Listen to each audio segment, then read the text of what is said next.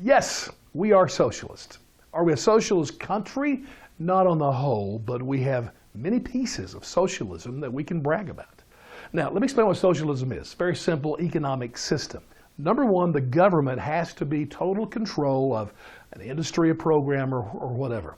Secondly, the government has to do the major planning. It's called central planning, because the ultimate goal of socialism is that the outcomes, whether healthcare, education, or economy, the outcomes are to be equal and fair to all citizens.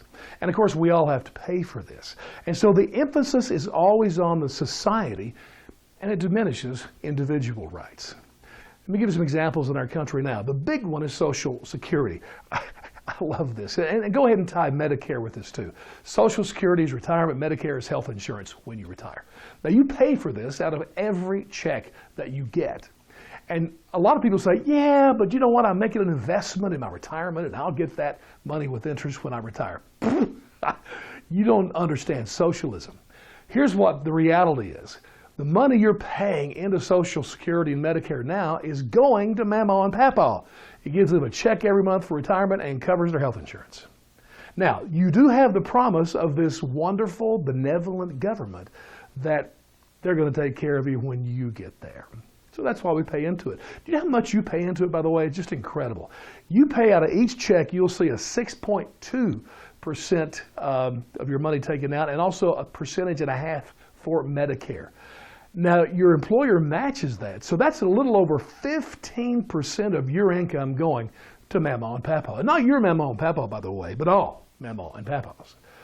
So if you make $1,000 a week, it's like over $150 a week that you're paying for everybody else's Mama and Papa. Now, to show you that you lose a lot of freedom in this gig, I challenge you to go to your HR department and say, hey, you know what? I think I can do better for myself if you just give me that $150 a week and I'll invest it myself. Ha!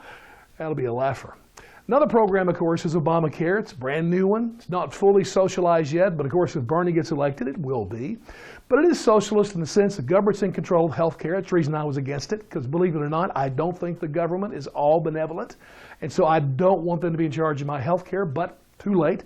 So when you sign up for Obamacare, again, the goal is that you have equal outcomes for the health care. That's why Obamacare taxes the Cadillac plans, which I found humorous because unions were, of course, big supporters of Obama, yet they're the biggest proponents of Cadillac healthcare plans that they've gotten for their, for their union members. Well, now they're going to be taxed heavily for those, and of course, ultimately the goal is to get rid of them because it's not fair that someone could have better healthcare services than someone else. Another thing that's a problem and a lack of freedom is my convictions. I'm not a big believer in abortion, and I certainly don't want to be paying for other women's abortions, but I don't have a choice in that. It's a socialist program. Same token, I'm old. I'm not going to be having any more babies. And guess what? I still got to pay all those maternity things because of everybody else. But the biggest surprise probably to you as far as a socialist program, to me, is public education.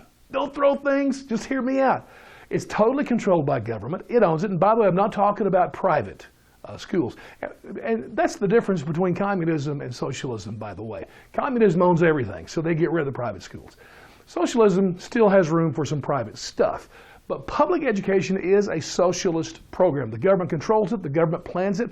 By the way, when the government comes up with standards, do you think parents or teachers are involved in that process? No, because they would not be unbiased in their planning. They'd be thinking about their own kids, and their kids don't matter. It's all about society.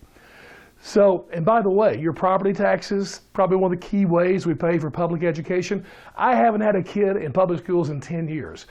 What do you think is going to happen when I go to the clerk and say, hey, I think I don't want to pay these exorbitant property taxes anymore because I don't need them. My kids are out. They would go, on you, because you got to pay for everybody else's kids. Because that's what socialism is all about. Oh, I could go on. The Department of Agriculture, these free trade agreements, which even the term free trade agreement is hilarious to me because there's no free trade involved. I can't even go there. My time is up. And so this election that's upon us, please understand, this is a key difference between Democrats and Republicans. Both Hillary and Bernie want to move swiftly deeper into this socialist model. Whereas Republicans, I wish I could say they were free market. They're really not. Rand Paul was, Carly Fiorina was, but they're gone. What we have left are people who won't move us in that direction. I mean, they'll probably keep the status quo, which is 10 times better as far as I'm concerned. So when you vote, keep this socialism in mind because, baby, we are there.